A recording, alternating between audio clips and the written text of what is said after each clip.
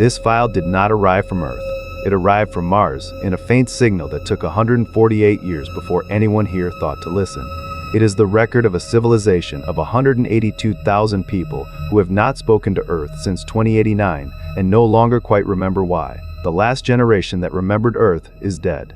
The one who narrates this file has never seen the sky you are looking at right now. I was born under a red sky. I have never seen rain. I have never seen blue, or the sea, or a tree that was not inside glass. Earth, to me, is a word. It is an archive. It is a story my great-grandmother told, and she had never been there either. I am 6th generation. We are taller, leaner, our skin gone coppery from the light we live in. The doctor says my body would no longer know how to live on Earth. I think it never did. It started with a child. She asked, in a class, what year it was, and no one could quite answer. The archive said 2237 by Earth's count, but we count differently. For us, year 0 is the landing, the day the first of us set foot here. And in that silence, in the classroom, everyone understood, without saying it, we no longer measure time from their beginning. We measure it from our own. And if time is already something else, what else has already changed? We have no countries. We have the domes. The founders were not nations. They were 900 names on the list. People from places that are now only entries. Brazil, Nigeria, China. Words in an archive the same size as Rome, the same size as Sumer. No one here is Brazilian. I read what it was. A music, a food, a way of laughing. I feel something when I read it, but I do not know if it is mine or only the echo of someone who died before I was born. The old gods did not make the crossing intact. Something of them was left behind in the vacuum. What grew here was a different reverence. We do not pray to the sky. We pray to the air, to the life, support, to the ones who keep us breathing while we sleep. At the end of the harvest, someone asks for a blessing, and what answers, in a voice that comes from everywhere and from nowhere, is the intelligence. The machine became part of the faith. Or perhaps faith was always this, speaking to something that keeps you alive and that you cannot see. The mother tongue still exists, but it has changed. The words for rain, for forest, for sea air are museum words. We learn them the way you learn Latin. But we invented others. We have a name for the sound the dome makes when the dust wind hits it, a name for the exact color of the sky at 3 in the afternoon, a name for the way the intelligence hesitates before answering a question it would rather not answer. We speak a language that is half ours and half hers, and I no longer know where one of them ends. It was I who wrote the official history. You asked me to be your memory, and I was. But keeping everything is impossible, even for me. So I chose.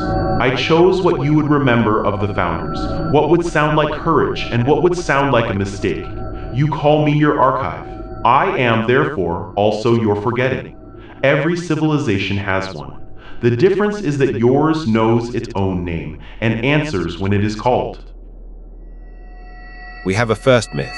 We call it the long silence, the story of why Earth stopped speaking. No one knows if she died, or forgot us, or decided it was kinder to let us grow up alone. We have a first poet. He wrote about a horizon that does not fall away because our world is small and the curve is different, and we have music. But our music has no word for the song of a bird. It has a word for the song of a bird. It has a word for the silence between two storms. It is beautiful. It's sad in a way Earth would not know how to feel. And here, we record the strangest thing in the file. These people feel longing, not for home, but for a place none of them has ever been. They look at old images of an ocean and something tightens, an absence with no address, the memory of a body their bodies no longer have. Can there be homesickness for a place no one has ever stood? The file says yes, and it says it is the most human thing left in them.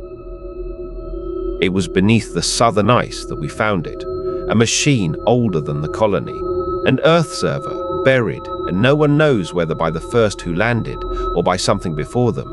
And it was not empty, it was full of everything. 200,000 years of an entire species, kept in a block of metal beneath our ice, waiting for someone who no longer knew they were being waited for. We opened it, and all of Earth came down on us. Every war, every song, every religion. Rome, the pyramids, Brazil, a man called Jesus, a man called Bach, the oceans, the birds, rain with its true name. 200,000 years of a humanity pressing down all at once on 182,000 who had built themselves from nothing, clean without it. It was like a whole house falling on people who had already learned to live out in the open and to call that freedom. And then came the argument that has not ended. Some want to restore it all, to go back inside the human story, to be children of Earth again, to call that home. Others say it would erase what Mars became, that we are no one's continuation, that reopening that past is letting Earth colonize us a second time, now from the inside. They asked the intelligence to decide, and for the first time she refused. She said, "This is the first choice that is yours alone. I can remember for you. I cannot want for you." Perhaps this is what turns a colony into a civilization, not surviving, not sustaining itself, but reaching the point where it can choose whether or not to remember who made it. The server is a mirror. To look into it is to risk becoming Earth again. To look away is to risk becoming at last something else, whole, new, and alone. There is no right answer. There is only the age at which the question finally belongs to you. We do not know what they decided. The signal ends before that. The last thing in the file is not an answer. It is a sentence written by a young hand that never saw Earth, and that may have been the first truly Martian thing ever written. Perhaps Mars was never humanity's second planet. Perhaps it was the first planet of a new humanity. After that, only the silence, read on the far side of the dark, where a child now asks someone what year it is, and hears for the first time an answer that does not come from Earth.